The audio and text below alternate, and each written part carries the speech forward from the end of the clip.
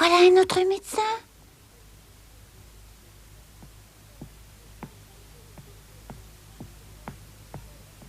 Becky,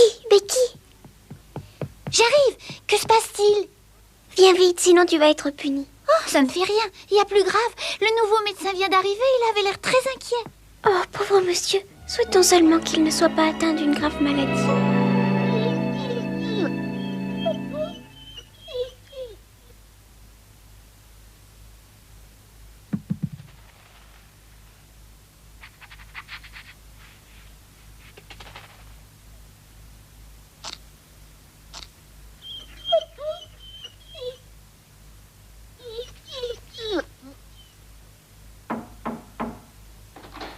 Monsieur Crisford, le docteur est là. Dois-je le faire entrer maintenant?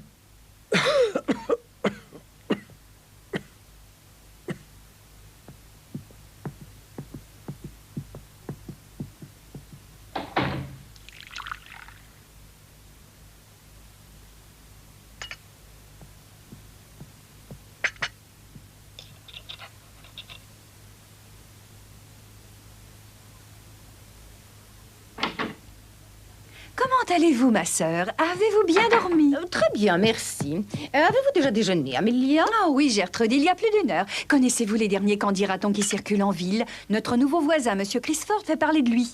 Racontez-moi vite ce qu'on dit à son propos. J'ai obtenu des informations par l'intermédiaire de Marie. Il paraît que ce monsieur est anglais et qu'il a accumulé une grosse fortune aux Indes en exploitant des mines. Il s'est enrichi en exploitant des mines? Oui, on dit également qu'il a été rapatrié car il est en mauvaise santé. Cet homme est relativement jeune. Marie dit qu'il a à peine 40 ans, mais à son âge, il est encore célibataire. Oh, je pense, ma sœur, que vous devriez lui rendre visite. Cela établirait de bons rapports de voisinage. Amélia! Oui, ma sœur, que désirez-vous? Je trouve ça curieux. Ça ne vous rappelle rien, l'exploitation de mines? Nous avons pourtant un exemple. Monsieur Crew exploitait lui aussi une mine et il est mort dans la pauvreté. Souvenez-vous qu'on nous a fait croire à sa fortune colossale qui n'était qu'imaginaire.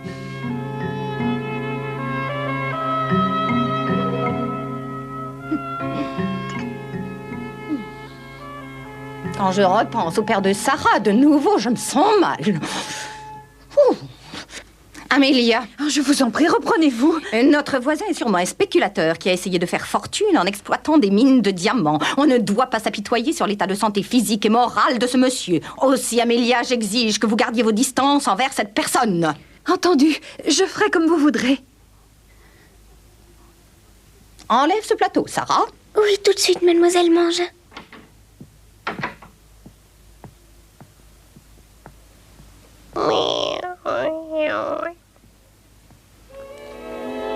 Quelle drôle de coïncidence que ce monsieur ait fait la même chose que papa.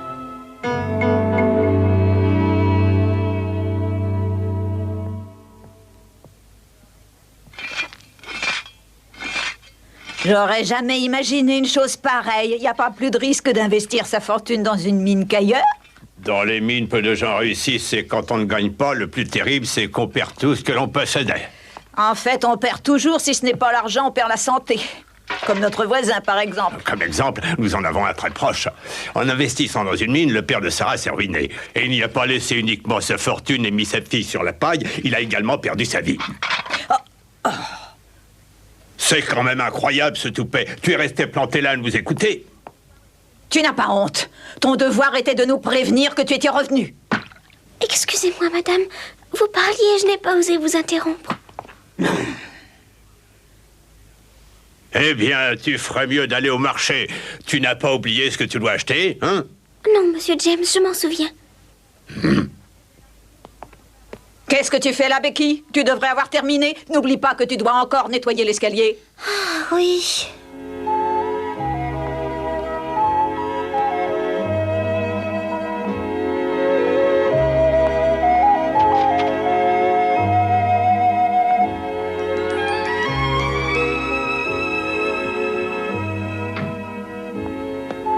Dites, mademoiselle, est-ce que vous pensez que la maladie de Monsieur Crisford est très grave?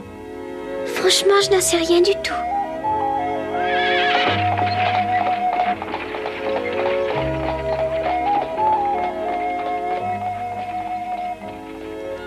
a dû avoir une vie difficile aux Indes et il est tombé malade. Tout comme papa, seulement le sort de mon père était plus désespéré. Monsieur Crisford a eu plus de chance. Il a survécu à sa maladie et il a pu revenir en Europe.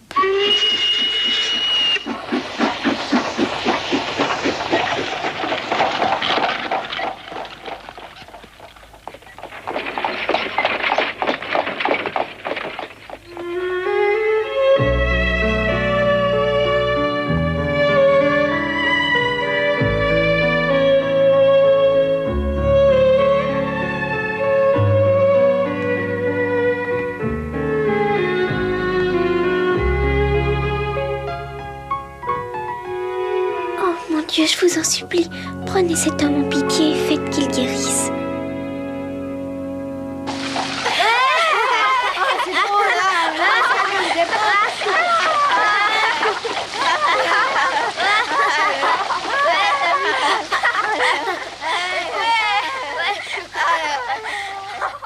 C'est bien vrai? Alors Monsieur Crisford travaillait au même endroit que votre père? Oui, c'est vrai. Maintenant que je sais ça, je suis encore plus préoccupée par sa maladie. J'ai tellement peur que ce soit grave. Pourvu qu'il guérisse. Je pense à mon père quand je le vois, car papa avait lui aussi attrapé une maladie tropicale. Il a lutté, mais il est mort. Tu vois, Peter, je me sens concernée par la santé de notre voisin. Je comprends ce que vous pouvez ressentir, mademoiselle.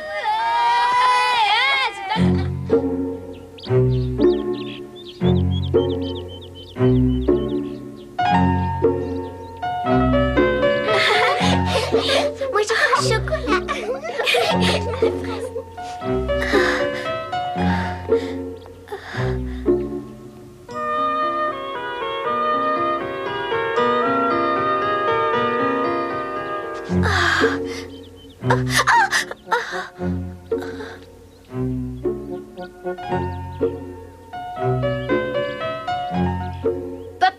Papa, viens!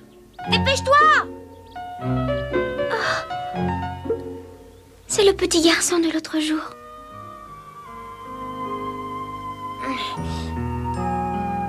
Tiens, prends ça. Comme ça, tu pourras t'acheter quelque chose à manger.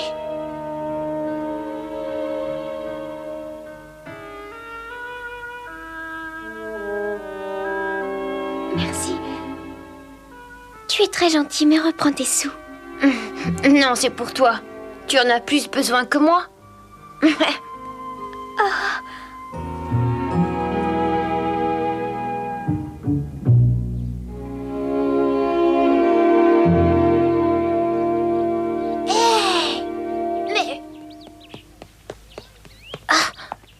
Oui, c'est ça, je t'avais reconnu.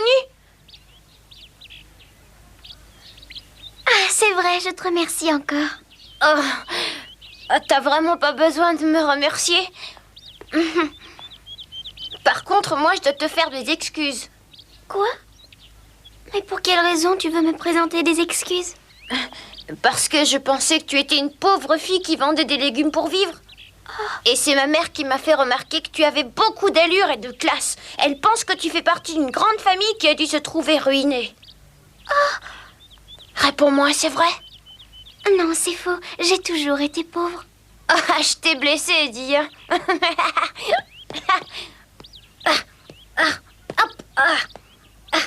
Joue avec moi. Tu dois essayer de deviner à quel endroit je me rends. Je ne sais pas. Tu ne devineras pas. Papa a un ami qui est malade et je vais chez lui pour le guérir. C'est toi qui vas le guérir? Oui, papa m'a dit que je le pouvais. Il pense que si ma sœur et moi lui tenions compagnie, il pourrait guérir vite. C'est vrai, ça. Donald! Oh, Donald! j'arrive, papa! Bon, je dois y aller maintenant. Au revoir! Au revoir.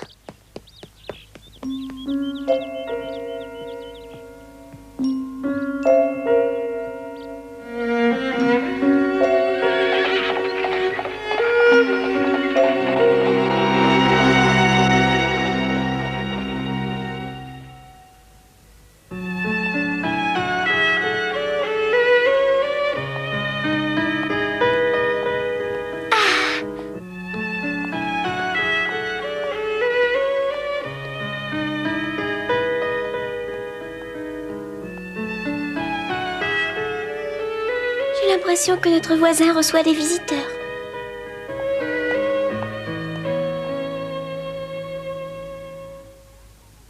Ça n'est pas une impression, c'est une vérité. Quand je lavais les marches de l'entrée, j'ai vu un carrosse. Il s'est arrêté juste à côté de leur maison. Il y avait plusieurs personnes qui sont entrées et un petit garçon tout blanc qui les accompagnait.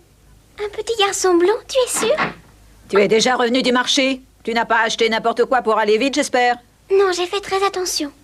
Quant à toi, Becky, dépêche-toi. Oui, madame. Ce n'est pas parce qu'il fait chaud que tu dois devenir paresseuse. Je fais mon travail, madame.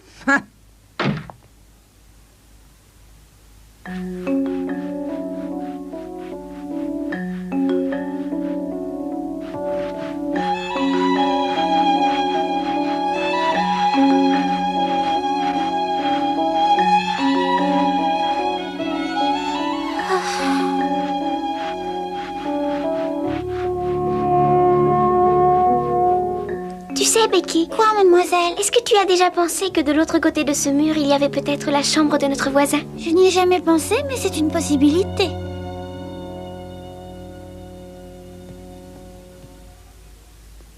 En tout cas, le mur doit être épais car on n'entend jamais rien. Il y a une chose qui m'ennuie un peu. Les vacances vont bientôt être finies et de nouveau les professeurs vont commencer leurs leçons ici. C'est certain. Et de nouveau il va y avoir ce vacarme incessant des élèves. Notre voisin est si malade, il risque d'être incommodé. C'est vrai ça, j'y avais pas pensé.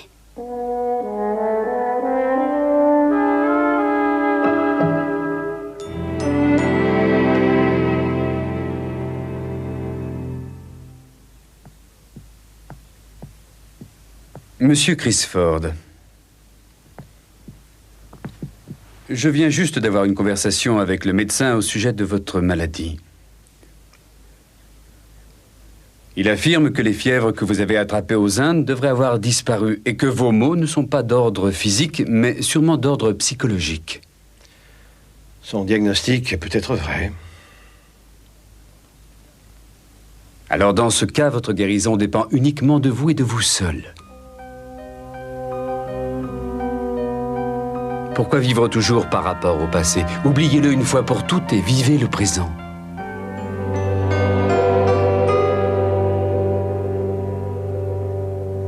Papa! Chut.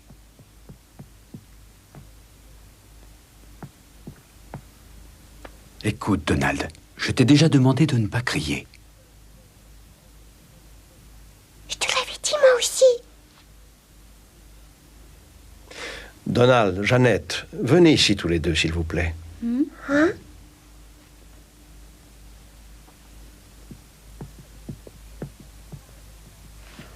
Je vous prie de m'excuser, monsieur Crisford. Je ne l'ai pas fait exprès, je n'avais pas l'intention de vous interrompre.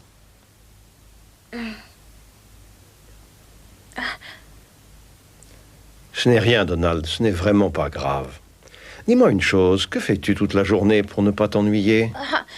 Oh, mais plein de choses, et monsieur Ramdas nous a accompagnés dans le grenier. Oh, et vous vous êtes bien amusé? Oh oui, monsieur, beaucoup. Et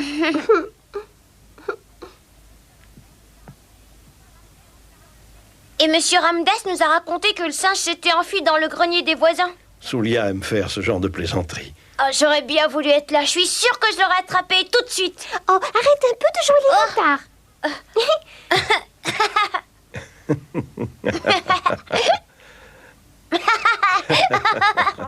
Allons, les enfants, laissez Monsieur Crisford tranquille. Nous avons encore des choses à régler ensemble. Oui, papa. Donald, veux-tu me rendre un service? Pourrais-tu demander à Monsieur Ramdas de venir?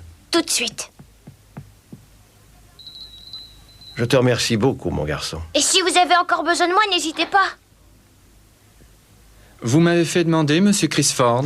Oui, je voudrais que vous distrayiez ces enfants. Avec plaisir, monsieur. Allez, venez, les enfants.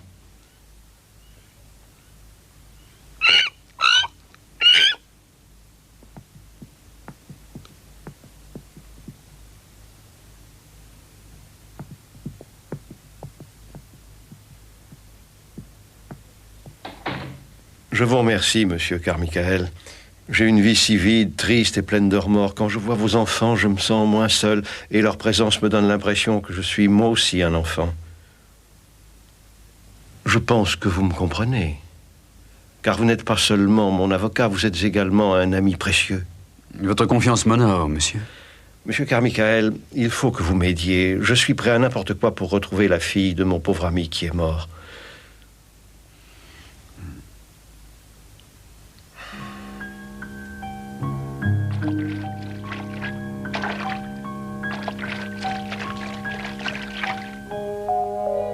Ou peut-être Sarah, si elle est encore en vie. Elle se retrouve seule au monde, et certainement sans aucun moyen de subvenir à ses besoins.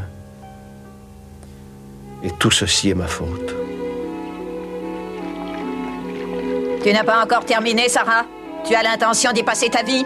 Dépêche-toi un peu, il y a d'autres choses à faire. Cette petite doit avoir une vie misérable.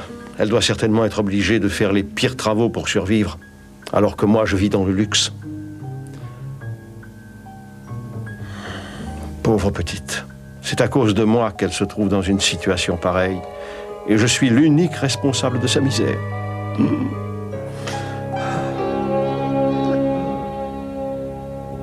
Je vous en prie, monsieur. Vous ne pouvez pas vous sentir responsable du drame qui s'est passé. Pauvre Ralph. Dire que rien ne pouvait briser notre grande amitié, c'était comme un frère, et c'est moi qui l'ai ruiné. C'est injuste.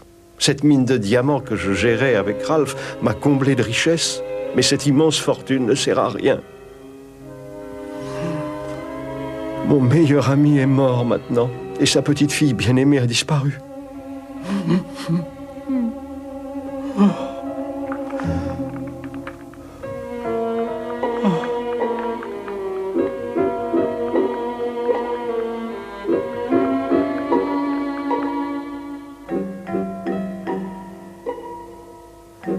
Il aimait tant Sarah. Quand il parlait d'elle, il l'appelait ma petite fleur précieuse. Lorsque le ciel est bleu, qu'il n'y a pas un nuage, m'apparaît alors le visage de Ralph, ce superbe visage lumineux qu'il avait lorsqu'il était en pleine force de l'âge et qu'il était heureux. Il me regarde un moment sans rien dire. Il me demande « Tom, où est ma petite fleur précieuse ?»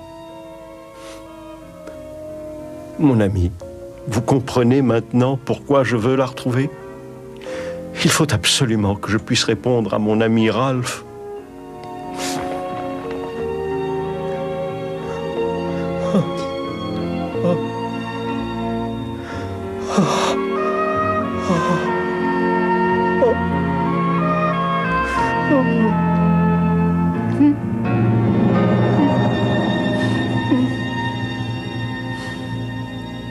Monsieur Crisford, calmez-vous, ne vous torturez pas.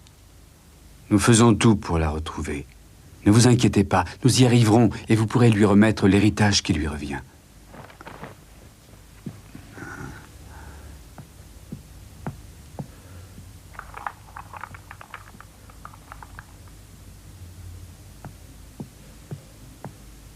Je vais prendre de nouvelles dispositions. Je tiens à ce que cette jeune fille devienne mon unique héritière. Ainsi, je paierai en partie toute la misère qu'elle a dû endurer. Ce sera fait selon votre désir. Vous m'aviez dit que la mère de Sarah était française, si je ne me trompe pas. Oui, en effet. Sarah est à moitié française et c'est pour cette raison que je pense souvent à Paris, car Ralph l'aurait sûrement envoyée là-bas pour ses études. Naturellement, cela n'est qu'une simple supposition, mais c'est logique. C'est ce que j'aurais fait. Et Ralph l'aurait sûrement fait aussi. Je crois qu'il aurait aimé que sa fille poursuive ses études dans le pays de sa mère. C'est une possibilité. Je vais faire des recherches dans tous les pensionnats de jeunes filles qui se trouvent à Paris. Je vous en remercie. J'aimerais tant être dans une meilleure condition physique. Je voudrais pouvoir vous aider à rechercher cette jeune fille. Je réussirai à la retrouver. Toutefois, si vous aviez un portrait de cette jeune fille, notre tâche serait plus facile. Je n'en ai pas, et je ne m'en souviens pas. Je n'arrive même pas à me souvenir si un jour Ralph m'avait montré un portrait de sa petite fille. Oh, j'ai l'impression qu'une partie de mon passé a été gommée. Je ne me souviens plus. C'est cette maudite fièvre qui a perturbé ma mémoire.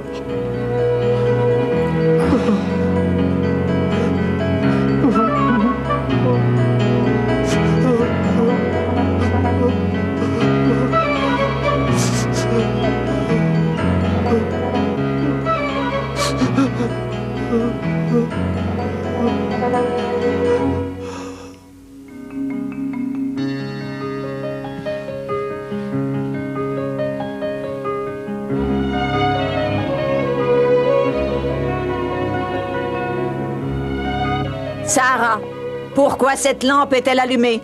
Mademoiselle Mangin t'a pourtant demandé de ne pas gaspiller ainsi le pétrole. Oh, oui, pardon. Tu es vraiment une dépensière. Éteins-moi ça vite et couche-toi.